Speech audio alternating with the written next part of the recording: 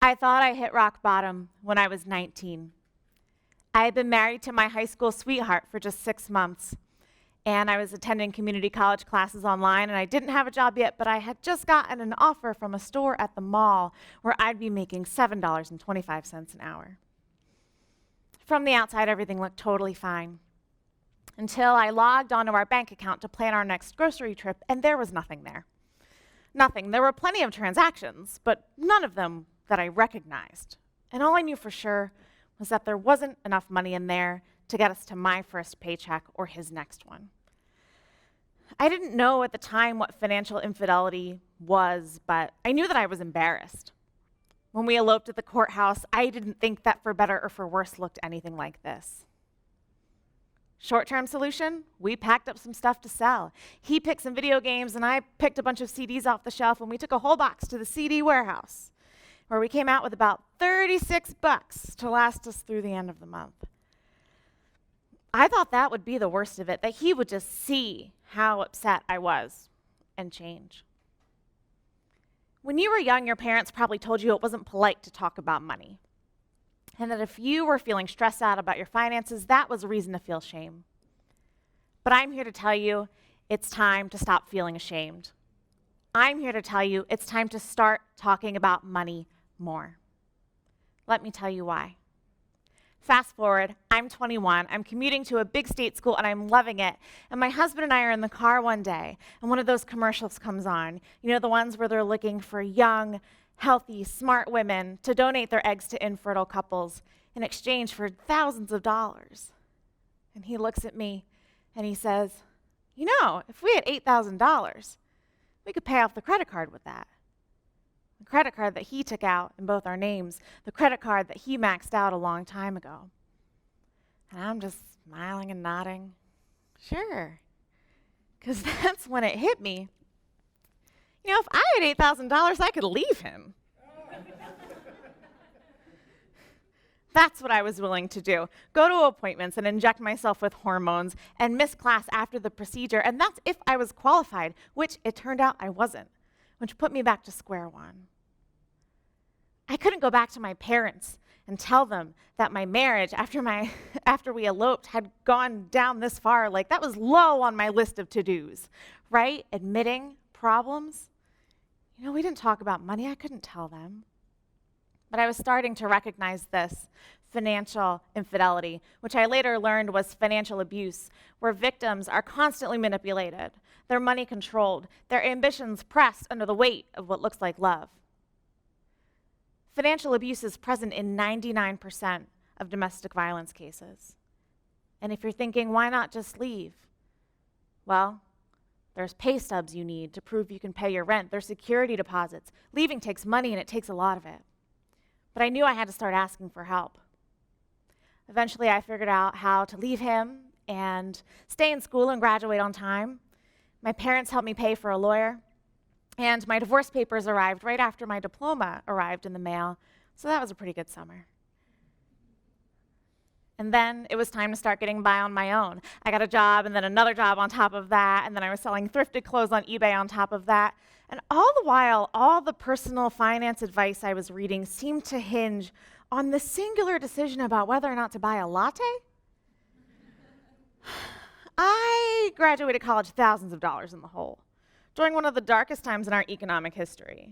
And you are trying to tell me that my choice to spend $4.39 on coffee is going to make or break my financial future?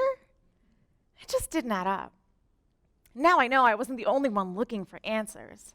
Right now, only 1/3 of Americans has an emergency fund.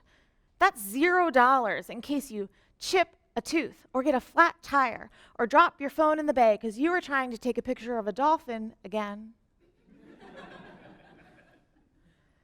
The median net worth for millennials is a paltry $11,000. One half of my generation says they're living paycheck to paycheck. And women, only 10% of you are confident that you'll have enough money to retire. And it's not like you slept through this class in high school. I know, because only 17 states require that class in high school about personal finance. So I stumbled through my 20s just terrified of what skeletons my romantic partners had in their closets when it came to money. I definitely did not want to join your parents' family plan to save money on my cell phone, thank you. Why would we ever get a joint bank account? You have your money, and I have my money, and isn't that just so trusting and sexy? Yeah. You can imagine how those relationships have turned out. But now that I'm in my 30s, I see the importance of getting intimate with your own money. And that's something that's worth doing long before you even think about merging your finances with someone else's. When's the last time you took a good look at your money? Not just adding up transactions. Yes, I bought this. Yes, I ate that. But when's the last time you thought about the whole impact of those transactions on your life?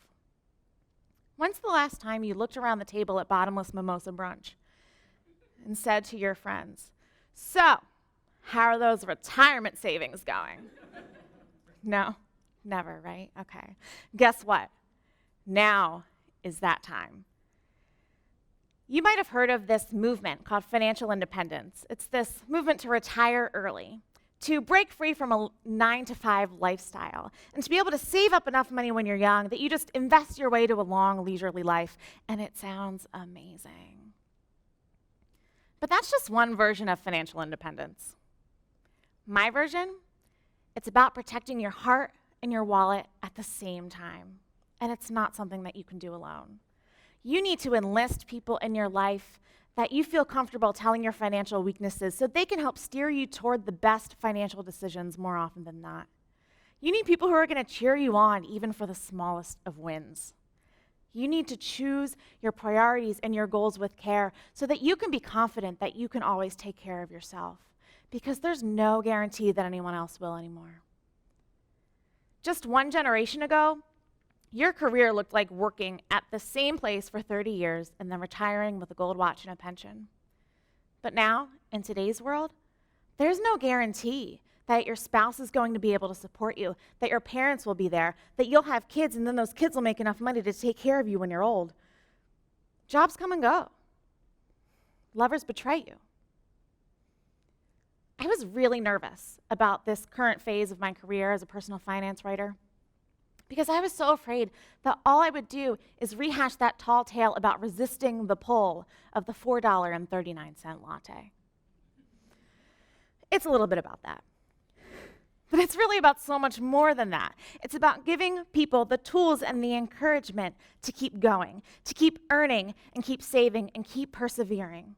That's the most important part, is persevering. When's the last time you took a good look at your money? When's the last time you looked at the number on your bank balance and felt not just okay, but confident? It's time for a new reality. It's time to focus on saving and earning and persevering, not for anyone else's goals, but your own. So this is the part where I hand out some encouragement. I challenge you to start thinking about who you can talk to about money. Who can you trust to talk to you about money? I'll tell you who I talk to. I talk to my best friend from college. I talk to my business partner. I talk to my amazing colleagues who are right there when I need them. Like literally, they are right there. Row 4. Thanks, guys. And if you aren't sure how to start talking about money, I can tell you exactly how, and that is this. Complain about your student loans.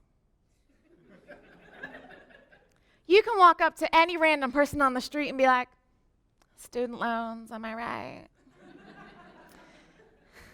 And they'll be like, "Right." Everyone has student loans and everyone hates them, and it's this great way to start tiptoeing into deeper conversations about financial goals.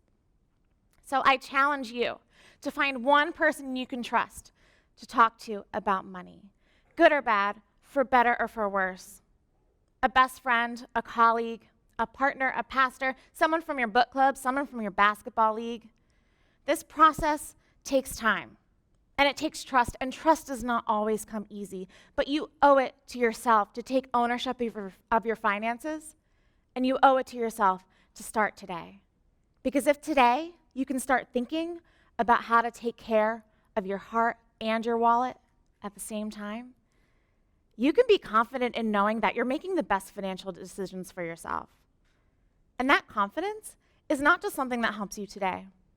It helps you tomorrow and the next day and the next time you have that craving for that really expensive cup of coffee. And that confidence, that is going to take you through so many years to come. Thank you.